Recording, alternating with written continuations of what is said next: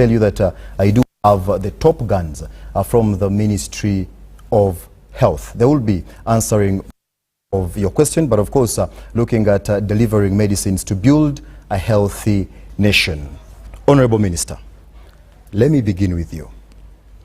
Access to medicines is a recurring concern for Ugandans. What policy reforms are you championing to make sure that medicines are consistently available across the country? Thank you very much for that question. And I do agree with you that medicines are extremely important, and we need it to reach to the last beneficiary so that we can all have a healthy nation. Government created the National Medical Stores by an Act of Parliament, and it's mandated to procure, store, and distribute medicines to public health facilities all over the country, in addition to the UPDF facilities, the prisons, and the Uganda police. And this totals to a little over 3,400 facilities that the National Medical Stores has to serve in record time, taking into consideration the different needs from the different facilities dictated by the disease patterns. Government provides funding to National Medical Stores to meet the demands of the population.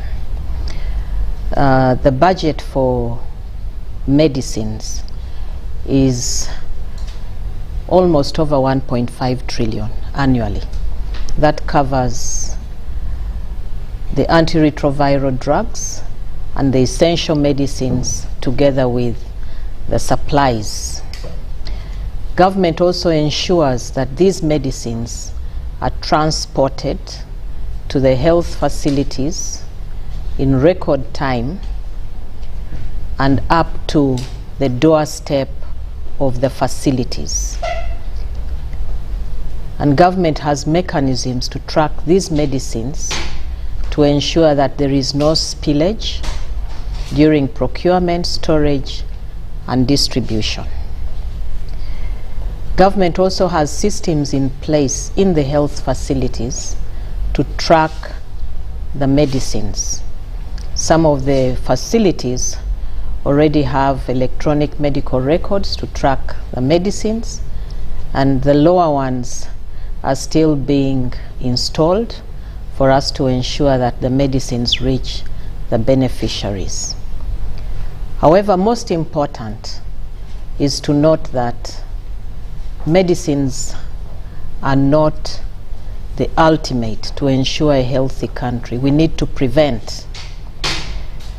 And once we prevent and we have a healthy population, then we don't need to procure huge quantities of medicines that will not be needed by a healthy population. So the ministry also has a very strong policy in place on prevention, focusing majorly on community strategies, because diseases start in the communities and end in the communities. So we have a robust community health workforce comprised of village health teams and community health extension workers to spread information on health promotion and disease prevention. Government is committed to ensuring that every individual who goes to a facility is attended to and the required medicines are available. I thank you. Honorable Minister, before I cue in the peers, you talked about mechanisms and how you request or how you ask for the medicine. How do you ensure that you appropriate for the required medicine for a given community? Should I use the community or the entire nation ideally? how does that demand come about before you put out the request? That is, if you have to request anyway. So every financial year, facilities sit down and plan for their needs based on the allocated budget for each level of a facility. So we have the specialized facilities, we have the national, we have the regional, the general facilities, health center 4s, health center 3s up to 2s. They plan for their needs.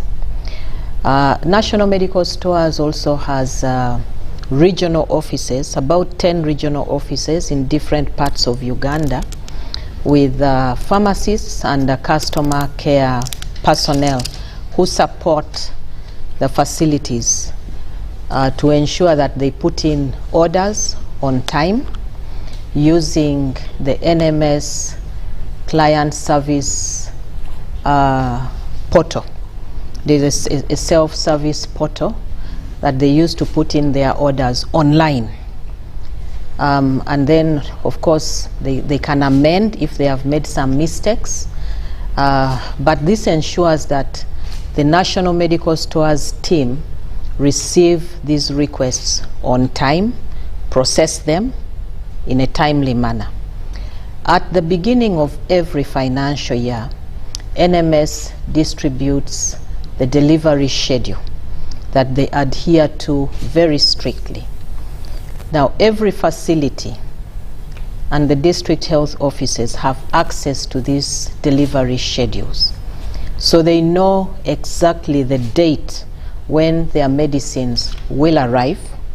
So they plan according to these dates, order timely so that the medicines come in timely and they are received at the right time when they are supposed to be received by the right people. In that way, we ensure that the budget is well utilized, the medicines are delivered on time, and the planning is done adequately. And the procurement plans are also made on time. All right. Madam PS, let me bring you in.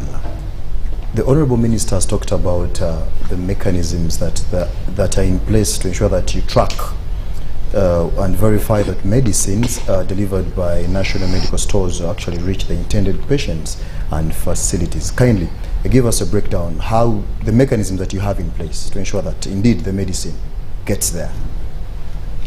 Yeah, in addition to NMS having a system, online system, where the ordering is done, and also the facilities are supported to come up with the right quantification of the medicines they need based on the disease pattern, based on the statistics they have, the people they tend to have, but also based on the budget.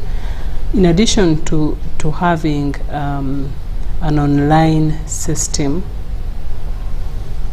at our facility level, at national hospitals, regional referral hospitals, district hospitals, first of all, those, and even health center 4s, they order.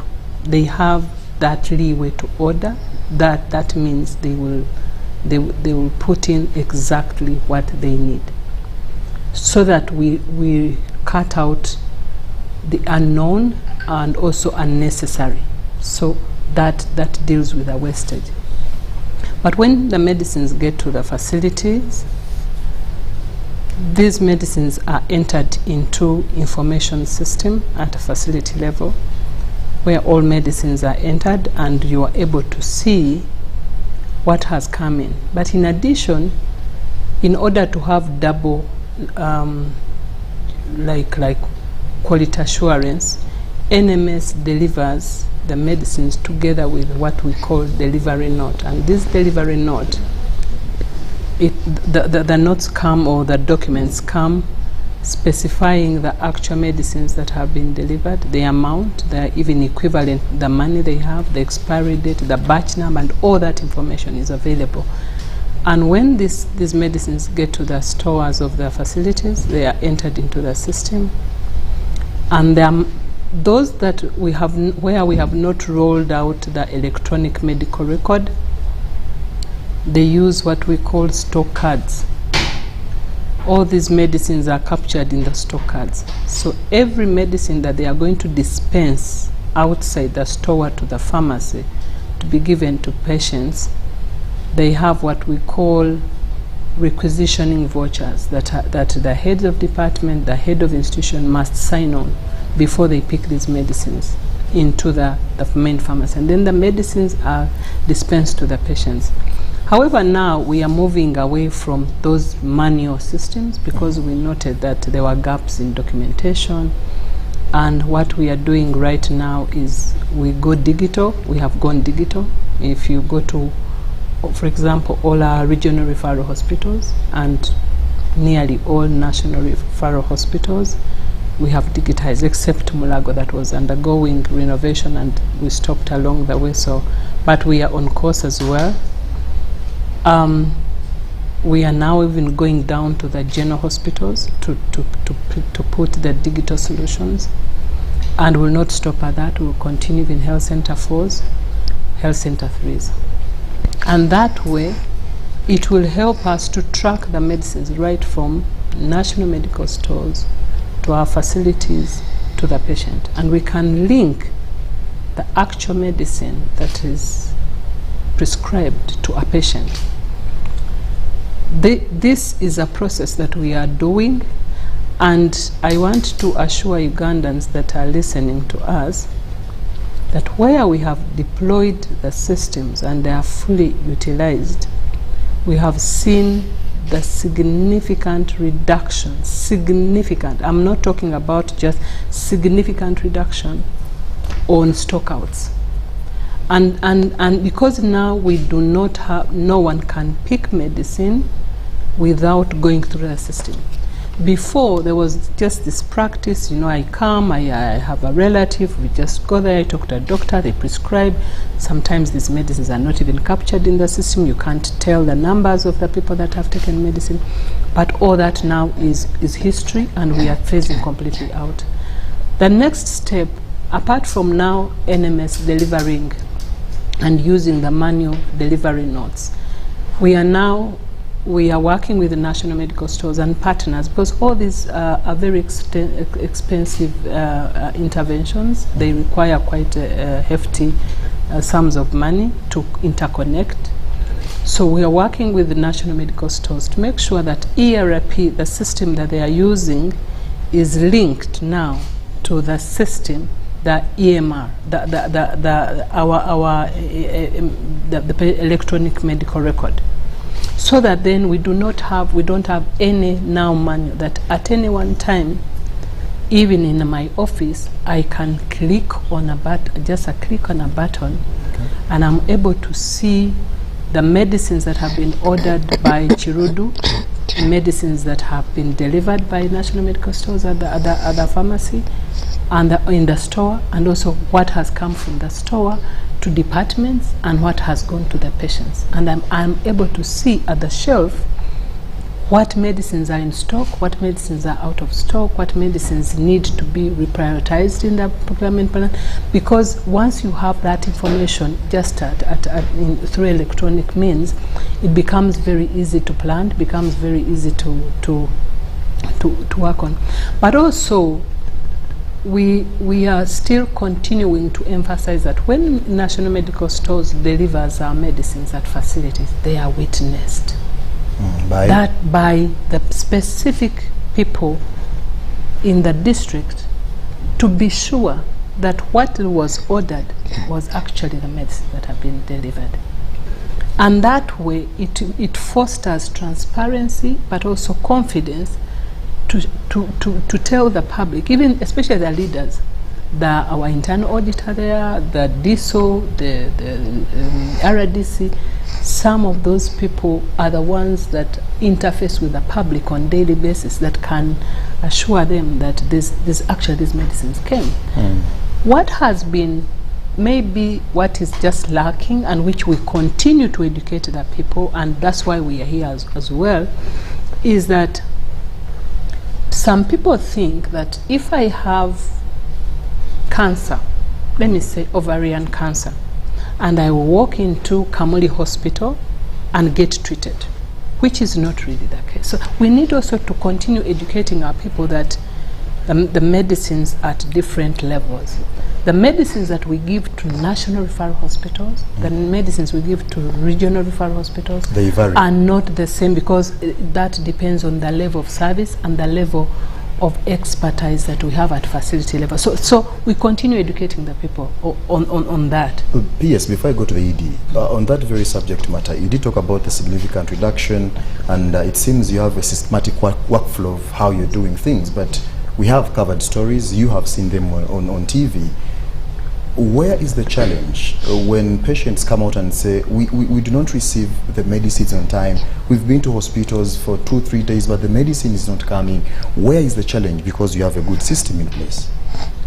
The systems are there, but what I was trying to emphasize is that it is a process. Okay.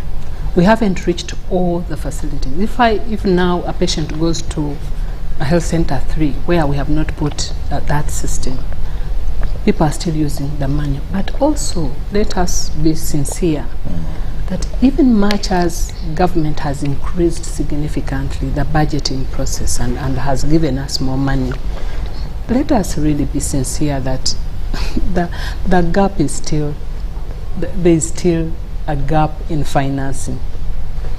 So even the medicines, much as we have improved access, but you find some of the medicines still we get more numbers, and that's why Honorable Minister here was talking about prevention. That we really talk about prevention so that it reduces on the pressure on our system by the diseased population. So even as we are putting all these processes in place, until we reduce the disease burden to for example, malaria, he will tell you how much money he spends on malaria alone. Billions and billions of money. Imagine one day if we woke up and malaria is not there.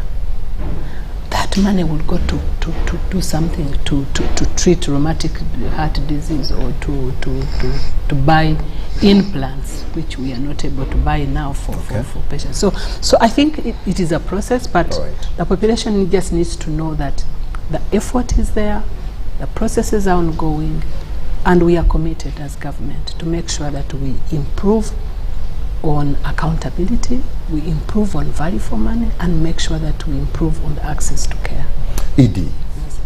I'm glad the Minister and the PS are talking about national medical stores. Before we dive into the real subject matter, just like we have the police, which has a role of maintaining law and order, what is the role of national medical stores in the first place?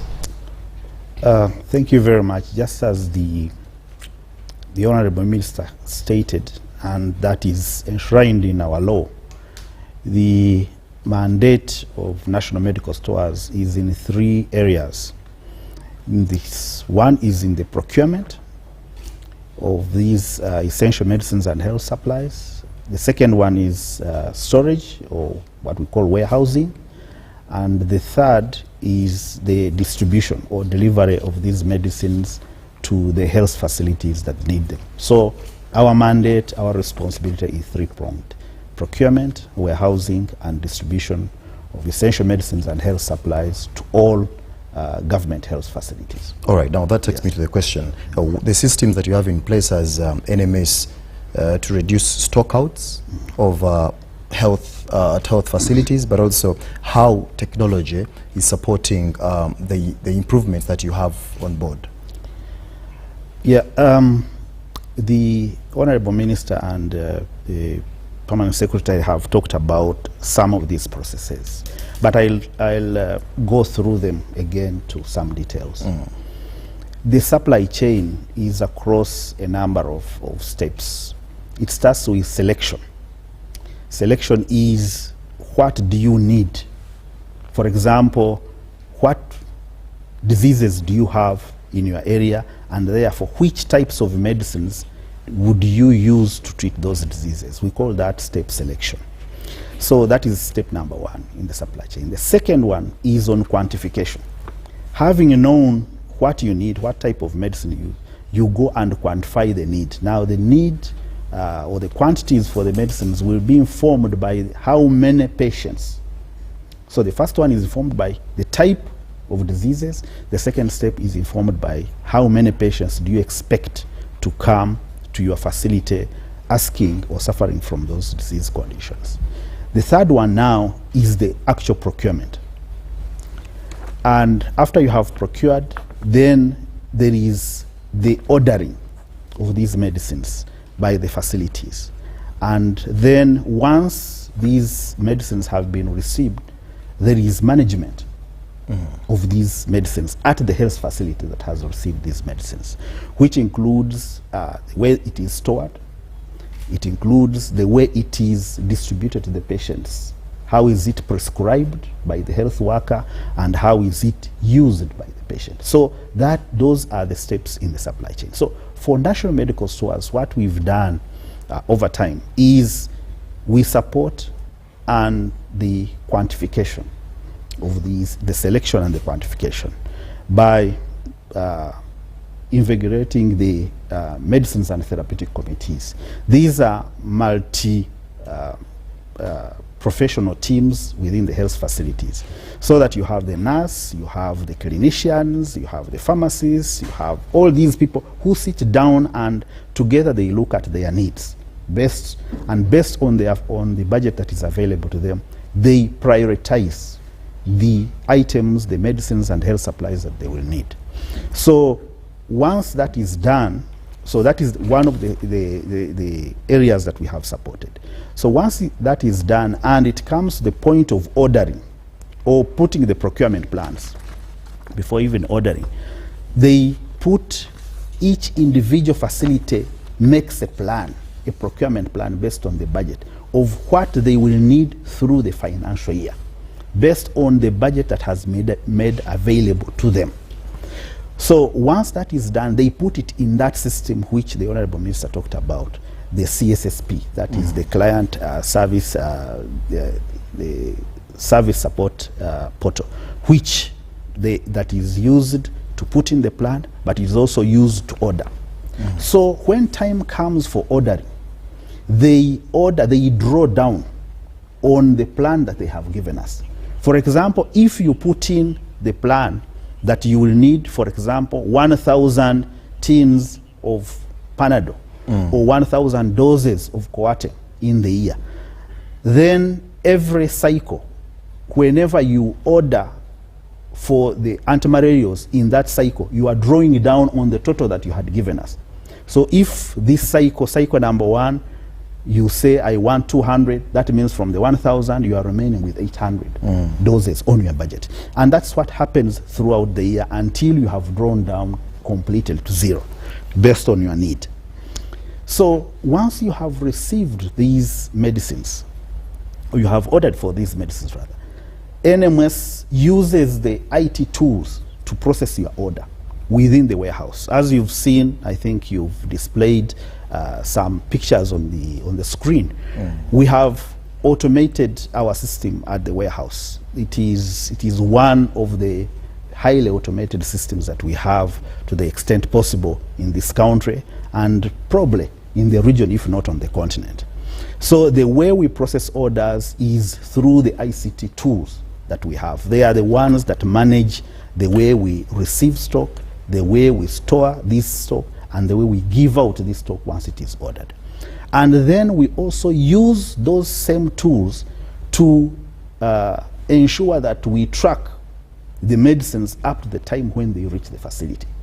So the IT tools that we use, for example, online, anybody, if you or any Ugandan wanted to know today where NMS delivered in terms of a district, if you want to know even in the facility, you can know by just Googling DMT, that is the delivery monitoring tools. These are the in-house tools that we have used. You just go to Google, put dmt.nms, you will just get a link.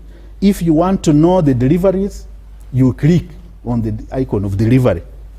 It will tell you the dispatches that we made today, real time. Okay. It will show you, go down, it will show you which districts we have delivered to.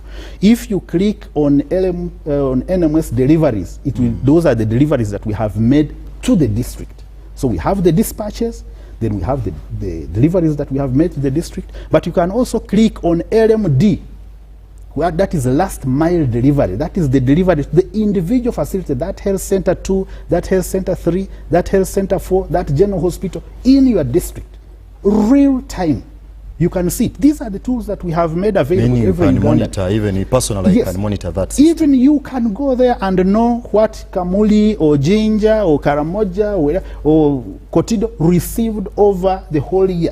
For the past 1 year, you can go and see the deliveries made. Idi, I'm going to get back to you. There are questions that are coming in before we go for that short break. Hello, Jethro. Good evening. This is George William Rubanga-Kenny from Mutungo. Thanks for the show. My question goes to the Honorable Minister, Dr. Ruth. Given the persistent challenges in healthcare delivery and medicine distribution in Uganda, what concrete evidence-based strategies will you implement to ensure equitable access to essential medicine for all citizens, particularly in rural and underserved areas? And how will you measure the effectiveness of these initiatives? Honorable, maybe you take that away before you go for the break. Thank you very much. Earlier on, I mentioned that we just don't give medicines. We use data. And when I talk about data, I mean statistics of the disease patterns in every region. Every region may not have the same prevalence of malaria. Every region will not have the same prevalence of HIV. Every region will not have the same prevalence of many other diseases. So at the end of every year, we expect a district health officer, a city health officer, and the directors of the general hospitals, regional hospitals, to plan according to the statistics they have. And they correlate the statistics with the amount of funding that has been availed to them. In that way, national medical stores will be able to provide exactly what is needed to avoid the imbalances of having to push lots of anti-malarial drugs. For example, the southern part of the country does not have as a heavier burden of malaria like the northern part of the country. So based on their statistics, national medical stores will send what is needed, deliver what is needed in the south and what is needed in the north based on their orders. Okay. So Ministry of Health works hard to ensure that all that we do is based on statistics, and that ensures equity in delivery of medicines. But also, like the general manager said, there is flexibility. If you push your order into the system and then all of a sudden you get an epidemic of malaria, the system allows you to go in and amend. Okay. And you state exactly, my request for anti-malarials has gone up, the figures will be there, and Ministry of Health will be aware that your region has an epidemic. If you get an outbreak of cholera and you want to amend the medicines you require, you are free to amend. So all our planning is based on data. Thank you so much. UBC Front Bench continues. Ladies and gentlemen, your questions are actually very many. Keep them coming at the right time. I will be sampling some of them, but for now, allow me to take a very, very short commercial break. Don't go away. This is the Front Bench. For 40 years, your trust has been our most valuable investment. We have turned your savings into investments, delivering returns that grow with you. We are driven by innovation, defined by convenience. So wherever life takes you, your fund is right there. Mommy, look. Because we are in the business of changing lives today and shaping tomorrow. Join us for the 13th annual members meeting. Happening 22nd September 2025, starting at 9 a.m. live on TV and online to discover a steadfast performance guided by accountability and built on transparency. Visit www.nssfug.org/AMM 2025 to register your attendance. NSSF, a better life. All right, listen up. Colocate is on a mission. It makes our gums healthy and our teeth strong. See? We're moving forward and making changes. It's kind of a big thing. Colgate Herbal uses traditional nature's herbs and combines it with Colgate Science for healthy gums and strong teeth. And we'll leave no smile behind. Hello, Kampala, Uganda. In response to the national call of strengthening the traffic security, Good Products Group HGO brand has officially launched the Rider Selection Campaign. Registration is now open.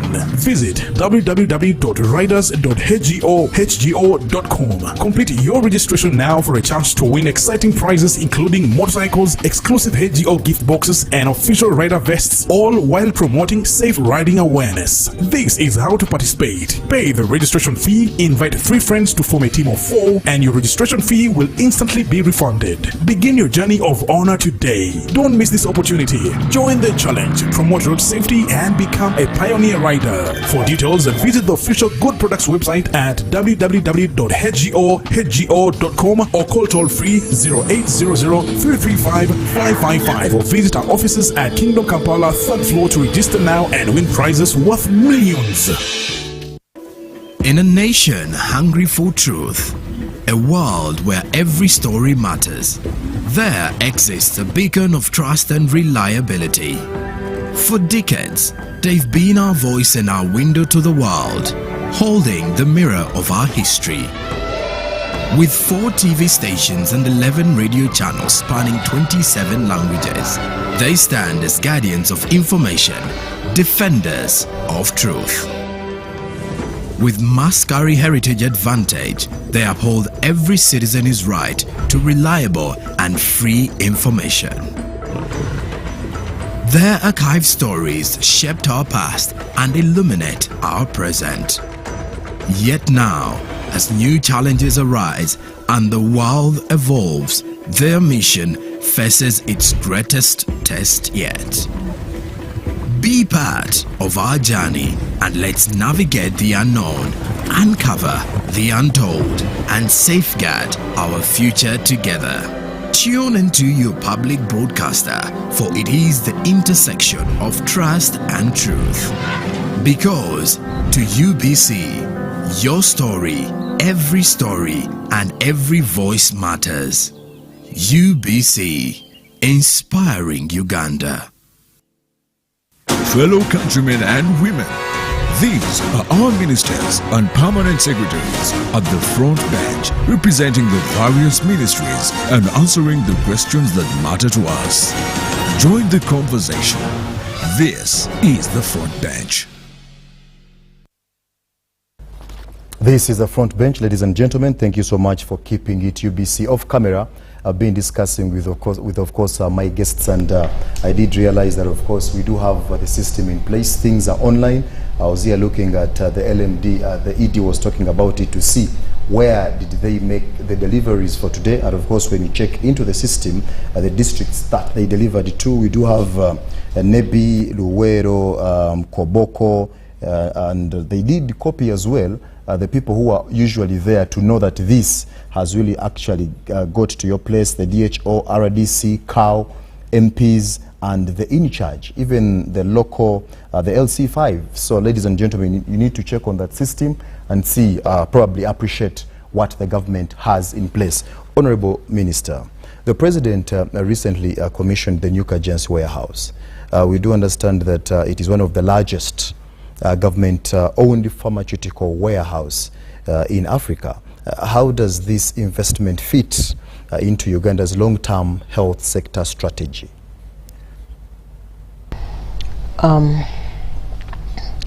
First of all, let me start by appreciating the government as well as National Medical Stores for this very beautiful vision of having our own warehouse that is fully automated. The warehouse at Kajansi is about a 30,000 pallet warehouse, fully automated, and it also has a drive-in cold room, the biggest in Africa, with about 10 cold rooms of 2 to 8 degrees. We also have cold rooms for -25 and -80. Yes, it is the biggest in Africa, and it is probably the most modern in Africa. And for us, that is a good thing, because one, the plan was to ensure that medicines reach the beneficiaries in real time without any losses along the way, which the warehouse is delivering very well, but also that we are able to respond to outbreaks in real time. Uganda is prone to disease outbreaks, and NMS has a record of delivering the necessary requirements in real time. But thirdly, the vision was also to ensure that we are able to keep stockpiles of whatever we need, whether it is for outbreaks like Ebola, whether it is for outbreaks like the normal ones we have, Crimean Congo hemorrhagic fever, measles, and so on. We have it in place. And lastly, also to act as a regional hub where organizations like the UN, Africa CDC, and so on can utilize, because Uganda is in the center of Africa. And if they can take advantage of this very well automated warehouse, then would be able to serve the region also in real time. So it is an investment that is not only for now. Uganda's population keeps on growing by about 1.5 million people every year. Yeah. So the vision focused into the future, several years into the future. If we need this system, then what do we require? And that is why NMS continues to build this system every year based on whatever challenge is met on the ground. It can be, amended in terms of the automation and also in terms of the digitization. Honorable Minister, you talked of how this warehouse can work as a regional hub.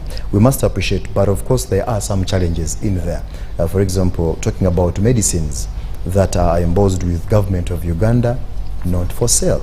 But of course, reports of patients being charged still arise. How are you ensuring that the policy level you safeguard the citizens' rights in that line? Now we must understand that the National Medical Stores supplies essential medicines and health supplies to facilities. Maybe a minute, Honorable, a minute. Essential medicine. What are those essential medicines? I mean, Ugandans also need, I think, to understand this. Okay. Me inclusive.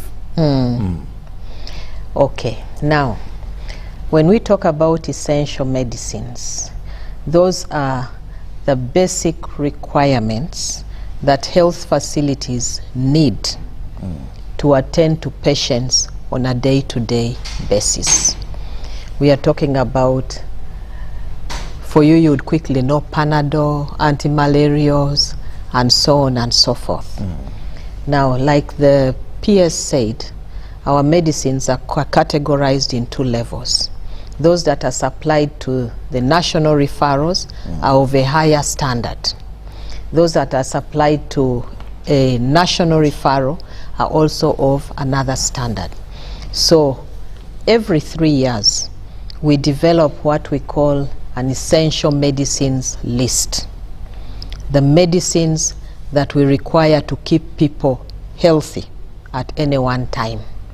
So this essential medicines list is distributed across the country. So we know what is necessary to treat people at all levels. National Medical Stores also supplies vaccines. National Medical Stores also supplies personal protective equipment during outbreaks and medicines that we require during outbreaks. All right. So it supplies a variety of things, and all of them are needed in real time. So when I talk about essential medicines, then you know these will go to the health facilities across the country. Now when we talk about supplies to the region, if, for example, the UN decides to use National Medical Stores as a hub, it will be majorly for epidemics or pandemics in that category. So that will be personal protective equipment like the ones you see people putting on during Ebola outbreaks and so on and so forth. Maybe we will have other public health tools that are vaccines, maybe Ebola vaccines, or maybe therapeutics. Their National Medical Stores could be able to store them, and then they are lifted either by air or by vehicle to the region where it is necessary or where it is needed. For example, right now we have an Ebola outbreak in DRC.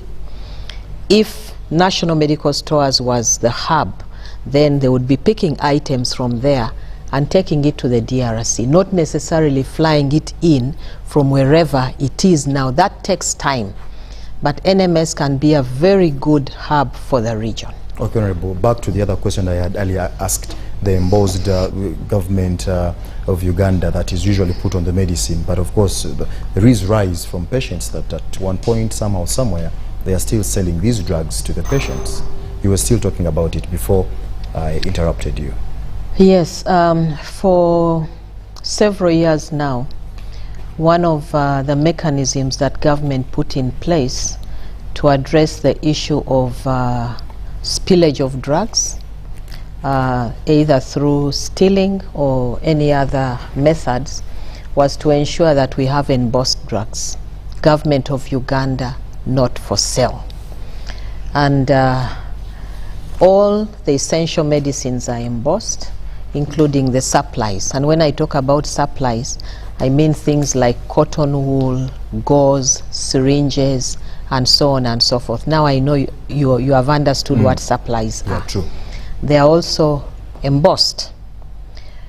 And the embossment is easily detected by the people. So if you're supplied tablets, you will see the tablet embossed UG. If you are supplied injectables, the vials will be embossed UG. Now sometimes our clients that go to purchase medicines either from private facilities or dispensaries are not keen on looking at the embossed medicines, and so they end up buying them because there has been some kind of a cartel that has led to these drugs leaving the health facilities where they are supposed to be, and they end up in the private health facilities. Ministry of Health and National Medical Stores have been actively sensitizing the population for them to be aware that government medicines are embossed. So when you go to purchase, you need to pay close attention to what you're buying so that you don't end up buying what is meant to be yours free of charge, already paid for by government. Okay. Honorable, allow me cue in the PS, please. We did put a poll question on our X handle. We did ask, with global price hikes and supply chain disruptions, what matters most for steady access to medicines in Uganda. PS, this is yours. But of course, according to the voting, we did have local production as 1, 2, stable imports, 3, cost control. But of course, local production having 67%, people are voting, and then stable imports 13%, cost control 20%. I think all factors are very important. Even in the developed countries, you find still they are not able to manufacture 100%. So there will be always stay a window to import. But definitely, if we strengthened our capacity internally to manufacture medicines, that will go a long way to access medicines as a country. And I think this is the path we are taking. And if you look at the recent developments, we have seen more factories being opened, both for the medicines and also the health supplies. And I think this is the way to go, and we need to support, and government is really committed to support those that really want to invest in the country. And we are committed to make sure that we protect the local investors. If they have the products that are of quality, relatively priced, government through BUBU commits to support. We also need to be cognizant of the fact that even when we are talking about access to medicine, we need to look at a comprehensive approach to this issue. The reason why government came up with a very clear policy on health, on access, first of all, we need facilities nearer. That's why at Health Center 3, the sub-county, you have a Health Center 3. We are phasing out Health Center 2s. Eventually, we'll make them Health Center 3s as well. Now, then at Health Center 3, you put a team, a medical team, that is able to handle the common illness, simple common illness. And that's why you find the cadres that we have at Health Center 3 are of, clinic officers, nurses. In our new structure now, we are going to introduce a doctor at Health Center 3. Now, when we do that, then the package, the amount of medicines that will go to Health Center 3 will definitely change, because we will have now doctors to prescribe at that level. At Health Center 4s, now we are introducing even more services. We were just looking at putting a doctor, then a theater, but now we are saying this is a community hospital, and a community hospital should be able to deal with a wider range than what they are handling, and therefore even the structure has changed. And now that means that also the medicines that we are going to put at that facility is a bit more and more to deal with a little more sophisticated illnesses.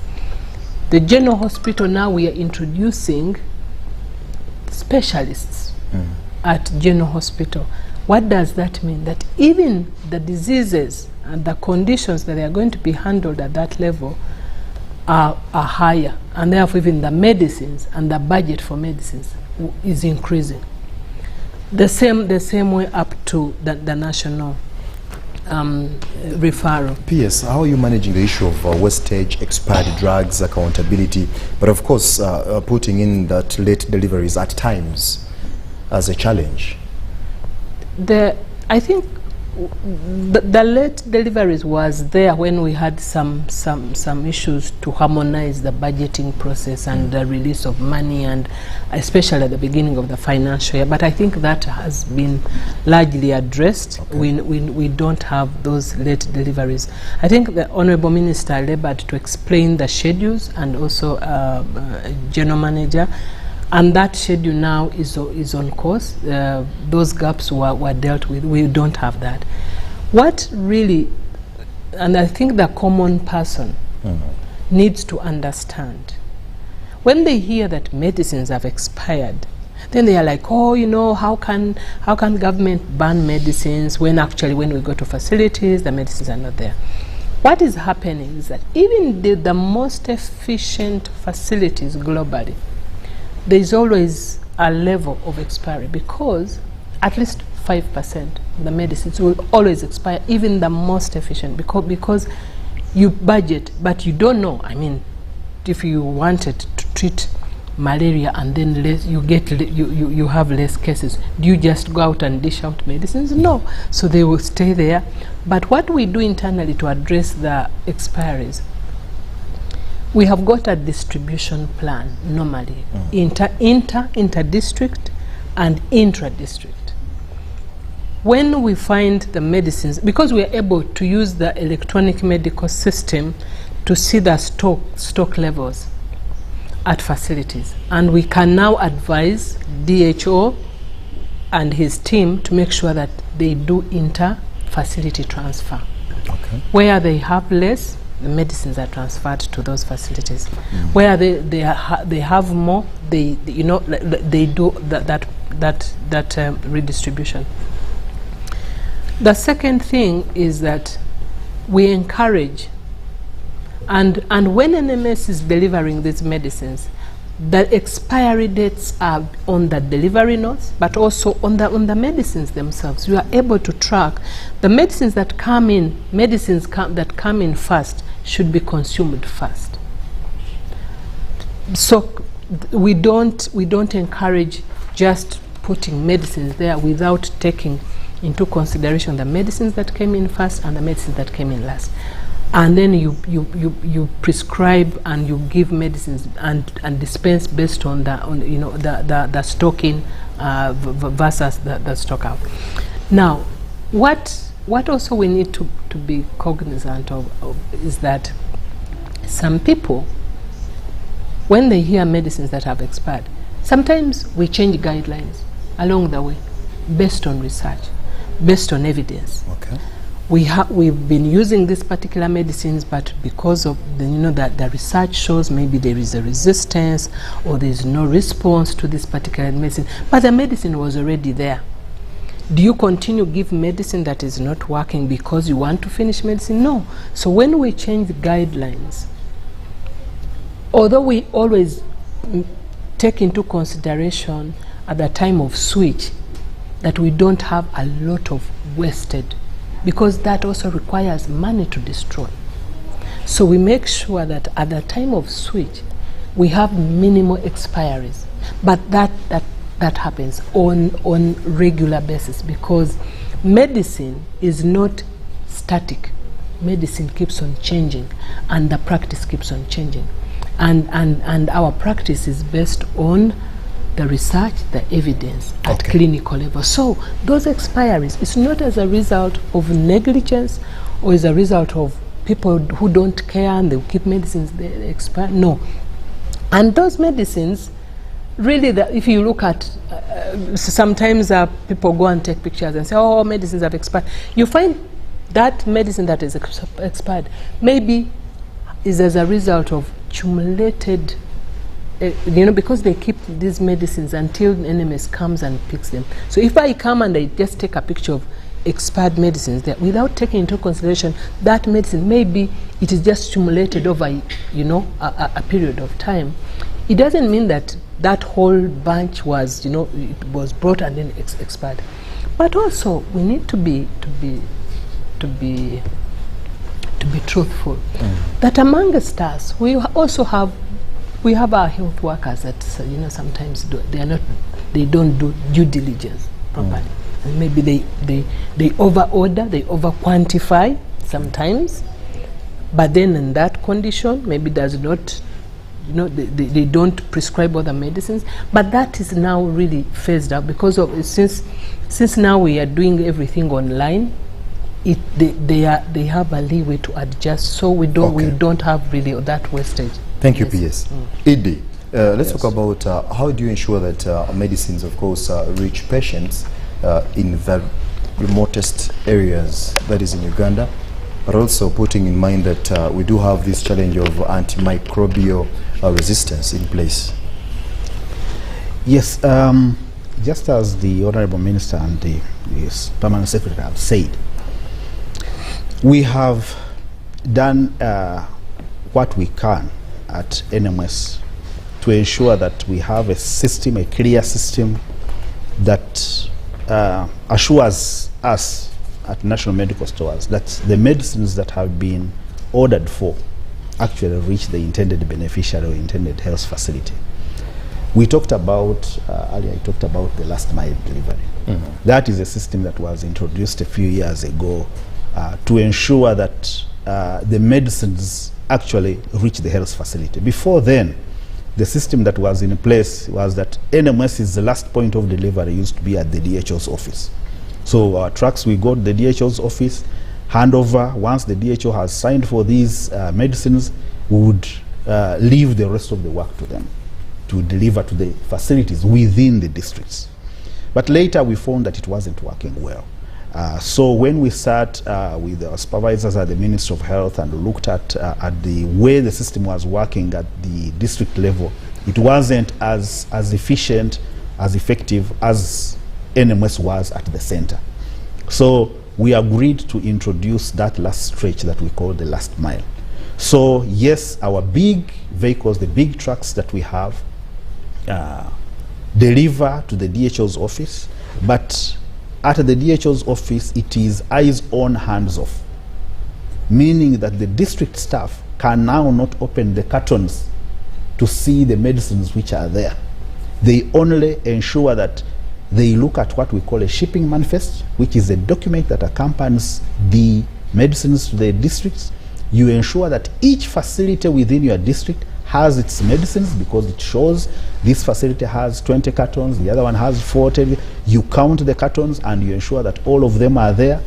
Then NMS takes the responsibility through our private providers, through a PPP, private-public partnership. So we have our contracted people who are still, because those medicines are still within the custody of NMS even when they go to the facility. So we have our delivery clerks who accompany these medicines using the smaller trucks to the individual health facilities. So that health center 2, that health center 3, that health center 4, we will deliver those medicines ourselves. Now, it is at the health facility that the cartons now are opened. The in-charge is the one now that picks the delivery notes that we give and the invoices, opens the cartons that they have received, ensures that everything that is on the delivery note matches with what is physically in those cartons, in terms of quantities, in terms of expiry date, in terms of the type of the medicines. And once that they are satisfied, they sign and stamp.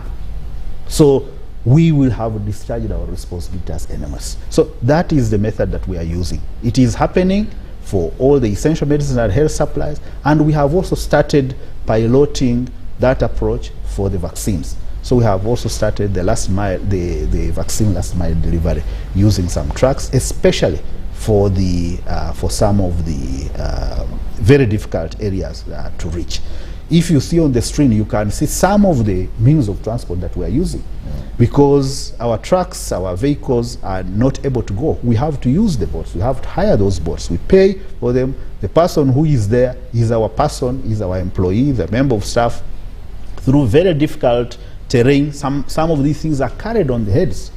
We have to hire the people to take. The roads are sometimes very difficult to go through, but that is the work that we have to do. We have to ensure that we deliver these medicines even in the most difficult of the environments. So when we are doing what we are doing, some people sit and think that we do it the easy way. We do it the very difficult way, as you can see on the screen. The most difficult. But we ensure that wherever that government health facility is, NMS will reach you. We will not send your medicines through any other person. We will reach you. We will deliver those medicines. We will get a feedback from you. Are those medicines expired?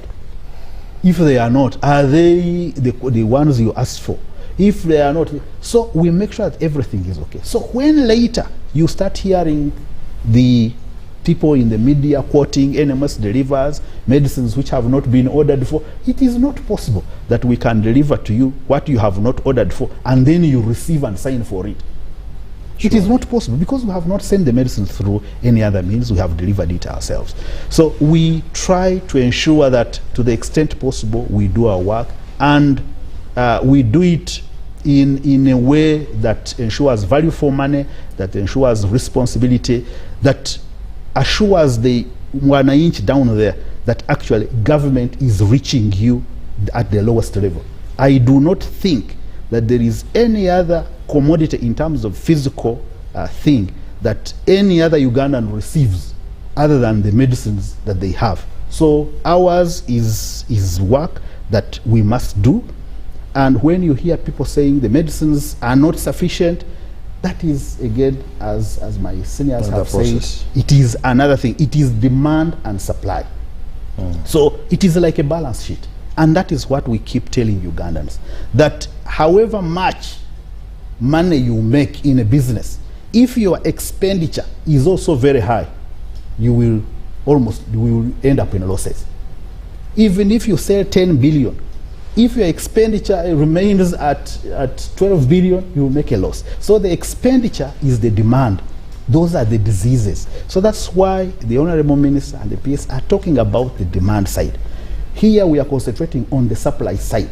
The supply side will not assure no stock out without the demand side. Those two sides must have a handshake. As the supply side increases, the demand side must also increase. By around 2009, 2010, the budget of government of Uganda and partners together in terms of the value of the medicines that we are going through national medical stores was only 60 billion Uganda shillings. Last financial year, the value of the medicines and health supplies that went through NMS to the health facility was 1.5 trillion. So it is not that government has not been increasing. It is not that the partners have not been supporting government to increase. They are assured that the systems that are in place, which were put together by Ministry of Health, are robust enough to account for the supplies, and they are ready to give us more. And we have been ensuring that these supplies actually reach the people who are needed. General Manager, let me take this opportunity to at least go through some of the questions. The last 10-15 minutes that we do have, questions are very many. This is Madre William. As Obongi District, we have greatly acknowledged the service NMS renders to us. Our delivery schedule for supplies have greatly improved. Stock out rates have reduced. The district generally enjoys the good working relationship of NMS regional office with high level of commitment. Keep it up. Someone is appreciating. Okay. Mutabazi at Entebbe, let me take this opportunity to thank the Minister and the PS. This is an information that they are. This English also. Why and yet the hospital have everything in place. Please correct your English. Sorry about that. We appreciate the efforts made in supply chain and upgrades made in facilities, but still have inadequate storage spaces in facilities. Is there any plan to put up enough and conducive storage spaces in lower facilities? Now, this gentleman didn't put their name. I don't know. Storage facilities, is that to the ED or I don't know? The ministry. Yes, PS, please, you will answer that, okay? How is Ministry of Health planning to manage chronic stockouts of NCD drugs amidst ongoing integration on chronic services? How will stigma be handled between HIV, stroke DM, stroke hypertension, stroke patients? With USAID phasing out donation of about 70% towards HIV funding in Uganda, are Ugandans still assured of free ARVs and anti-TB drugs uninterrupted? PS, over to you. On the storage, maybe the other question I'll request my boss to answer that. On the storage, there is a commitment by government to continuously putting infrastructure at district and also at facilities to make sure that we address the storage gap. Right now, we are constructing quite a number of stores across the country at the district and at some facilities. Because this process is ongoing. As we continue getting resources, we prioritize those facilities or the districts that do not have the storage. We are fully aware. We know where the gap is. We know where the need is, and we continue to work as per the resources that we are able to secure. So. Okay. Honorable Minister. Let me start with the reassurance on antiretroviral drugs or medicines for HIV. Okay. Yes, it is true that recently there were orders and the US government withdrew. I need Ugandans to know that the government is committed to ensuring that we have medicines for HIV and enough medicines for all those who need it. But the fundamental issue is that we must prevent HIV. We are on the road to ending AIDS by 2030, and it is everyone's responsibility to ensure that we end AIDS by 2030. Ending AIDS by 2030 does not mean there will be no AIDS, but it means it will no longer be a public health problem. That means the numbers getting infected are quite low, and we don't have to run around looking for medicines here and there. But those who are already on medicines will need their medicines. But apart from that, we also have other disease burdens that we need to take care of, like malaria, which is of a very high prevalence, and also TB, and government is committed. Now, you talked about the stigma in relation to patients with HIV and non-communicable diseases, TB, yes. Hypertension, diabetes, and so on. The Ministry of Health is very seriously implementing integration of services. By integration, we mean we are treating you, the person, and not the disease. When we had partners come in because of accountability issues and tracking issues, there was a lot of disintegration of services. So you have a clinic for HIV alone, a clinic for TB alone, a clinic for, this disease alone. But right now what we are looking at is if a client comes and this client is HIV positive, this client will be checked for all the other diseases: hypertension, diabetes, TB, malaria, and everything in the same place. So you don't have to come because you're HIV positive. You come because you are sick and you need to be attended to. And you will be attended to in a holistic manner.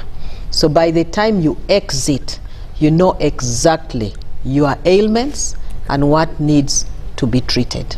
And that is what we mean by a strong system that responds to the needs of the people, not responds to disease patterns. There is another question. Honorable Minister and PS, are you aware right now in Tororo General Hospital, patients are made to pay for some medicines and supplies under the pretext of drug and supply stockouts? Why does that happen given the reported effectiveness and efficiency of national medical stores? This is Patrick Tororo from Tororo. I can try to answer that question. Please. First of all, there are two scenarios here. Yes. You might find that someone comes and the medicine that is prescribed is not available because of stockout, true stockouts, meaning that they have more patients and the particular drug that they need, let me say anti-malarials, maybe they have malaria, but the numbers of malaria cases that they had or the patients are more than actually the supply. And therefore, but I don't expect for people to transact in the hospital, to ask someone to pay for drugs in the hospital. If there is a true stock out, the patient is told to go out to a pharmacy and buy these medicines. And there should be an explanation why this person is going out to buy because of true stock out. And that happens, that can happen. It's not something that is completely out of ordinary. However, we also know that we still have errant officers amongst our system, but it is not just sufficient. I wish this person who has reported went ahead and helped the government and helped even himself to make sure that they report, because sometimes actually they are selling these medicines, and even some of those medicines have they are embossed. They show government of Uganda not for sale, and someone goes ahead in a facility and pays for the medicine and knows clearly that these medicines are not for sale. And what does that mean? It means that the person who has bought these medicines is partly a problem, because you are corruption. You are propagating corruption, because if you buy medicines that are supposed to be given to you for free and you keep quiet, the person giving money and the person receiving, both of you should go in, should be locked up. But the issue is that they just talk about that, and they never expose the people who are doing that, and therefore we are not angels, we are not God, we can't be everywhere to know. PS, one last one for you. Thanks a lot for inviting that very intelligent PS. Doctor, my name is Hudson Ngotowa Opakablo from Bulambuli district. Doctor, why is it that Bulambuli has no substantive DHOs? It's now 5 years. Why? Really? Such gaps, doctor, affect performance. On medicine delivery, why can't the Ministry of Health get in touch with ISO, which has structures up to the ground to check positive delivery? There are GISOs, let's utilize them to check and verify deliveries and make reports. God bless you. Let me start with the last bit. It is, we expect actually, and that's what it's supposed to be, that when medicines are delivered in our facilities, GISOs, DISOs, RDCs, or any other designated person comes and witness, because that's what it is. And now the system is very efficient, that when these medicines are delivered, a message is sent to those, they are immediately, like what you witnessed there. All of us get information, including the district leadership. Therefore, we expect that the witnessing of these medicines is the mandate of those people, and including the DISOs, the GISOs, and that's what it's supposed to be. So we encourage them to continue doing that. If they are not doing it, we will ask the district leadership of Bulambuli to take it upon themselves to make sure that the medicines that are delivered in the district are actually witnessed by the relevant people. They know that the people, so we are not going to reinvent the wheel. We know the people who are supposed to do this work. So if they are not doing it, then they are abdicating their duties, and therefore they have to go back and witness. Now, the last bit of the DHO, some districts, we have been struggling with them. Some districts, including Bulambuli. And we have seen actually where we have DHOs, substantive DHOs in the districts, the service delivery is much, much better. That one is absolutely, there is no question about that. But we are still struggling with some districts where there is inherent challenge. Either people are still keeping their nephews and then whatever to finish, and then they come and take over that, or they want to manipulate junior people to remain in those offices so that they continue use them for their own. But some genuinely have advertised, and they have failed to get the DHOs. So what we are doing right now, we are working with the local government, public service, health service commission. We are coming up with, actually we had requested that we do central advert. All right. But the local government said, no, this is our job, let us try. But now we are working with the local government, the PS local government, PS public health, health service commission. We have agreed the approach that we are going to do this jointly. All right. And we make sure that all the districts are able to get the DHOs. What was also in the requirement, that we had raised so much, like you must have, worked for so many years, you must have, those requirements. And somehow we have not been able to attract all those the cadres that we want. But we are working with public service to see how we can meet in the middle and make sure that we address that issue, because it is a sticky issue and it is hurting service delivery in the district. Thank you, PS. Edie, I want to come to you and then the Honorable Minister will close. I have about 2 minutes, actually 3 maximum, so that we are out of here. Your last remarks as far as national medical stores and the service that you're doing to deliver to the Ugandans. Thank you very much. Thank you very much. I just want to assure Ugandans on behalf of NMS that we are team no sleep. We are there for you. We are doing everything within our means to ensure that we get the medicines that you need and health supplies, and we deliver them to you to the extent of the budget that is available to us. So whenever, do not listen to those people who keep telling you that there are no medicines, because we've had an opportunity to go to several places, and all they are parroting is that there are no medicines. Just that Bulambuli alone. Somebody is outside saying there are no medicines. I crossed the road to Muyembe Health Center, for which is their biggest health facility, and I found their health facility, their stores, full of medicines. And a person who was a district representative was on the opposite side saying there are no medicines. So ignore those people who are bringing bad name to government. All right. The government is here to serve you, and we will serve you to the best of our ability. Thank you so much, Honorable Minister. I know we've not exhausted everything. You have a lot. If we told you to speak up to tomorrow, I know you can actually do that. But in your last remarks, in a minute, Honorable. Yes, I want to assure Ugandans that government values the health of her people, and government will do all it takes to ensure that we have adequate medicines and that medicines reach the intended beneficiaries in real time, and medicines of good quality.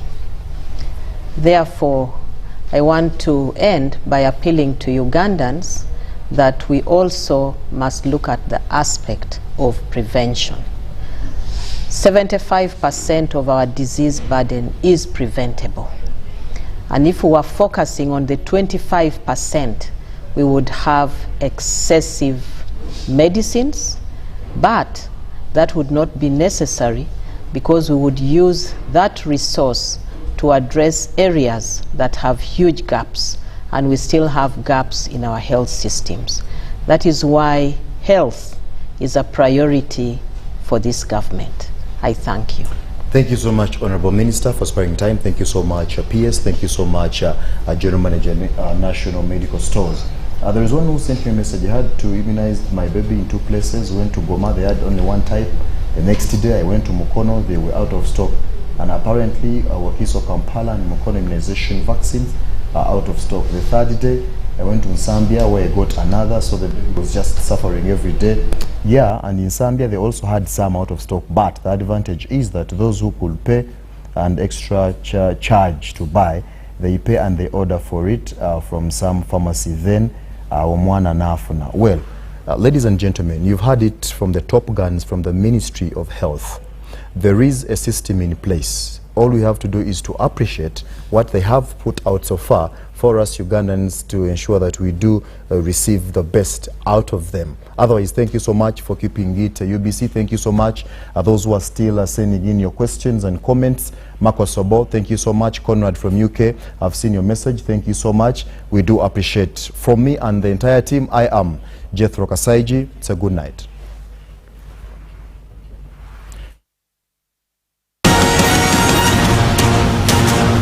This is the Front Bench.